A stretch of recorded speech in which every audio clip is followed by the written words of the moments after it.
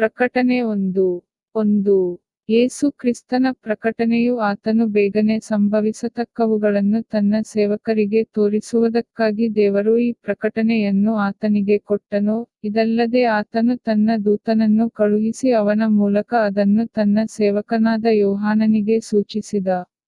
2. ಯೋಹಾನನು ದೇವರ ವಾಕ್ಯದ ವಿಷಯವಾಗಿಯೂ ಯೇಸು ಕ್ರಿಸ್ತನ ವಿಷಯವಾಗಿಯೂ ತಾನು ಕಂಡದ್ದನ್ನೆಲ್ಲ ತಿಳಿಸುವವನಾಗಿ ಸಾಕ್ಷಿಕೊಟ್ಟನು. 3. ಇದನ್ನು ಓದುವಂತವನು ಈ ಪ್ರವಾದನಾ ವಾಕ್ಯಗಳನ್ನು ಕೇಳುವಂತವರು ಅದರಲ್ಲಿ ಬರೆದಿರುವಂತವುಗಳನ್ನು ಕಾಪಾಡುವಂತವರು ಧನ್ಯರು. ಯಾಕಂದರೆ ಕಾಲವು ಸವ್ಯಾಪವಾಗಿದೆ. 4. ಯೋಹಾನನು ಆಸ್ಯದಲ್ಲಿರುವ 7 ಸಭೆಗಳಿಗೆ, ಇರುವಾತನೂ ಇದ್ದಾತನೂ ಬರುವಾತನೂ ಆಗಿರುವಾತನಿಂದಲೂ ಆತನ ಸಿಂಹಾಸನದ ಮುಂದಿರುವ 7 ಆತ್ಮಗಳಿಂದಲೂ ನಂಬತಕ್ಕ ಸಾಕ್ಷಿಯೂ ಸತ್ತವರೊಳಗಿಂದ ಮೊದಲು ಎದ್ದು ಬಂದಾತನೂ ಭೂರಾಜರ ಪ್ರಭುವೂ ಆಗಿರುವ ಯೇಸು ಕ್ರಿಸ್ತನಿಂದ. 5.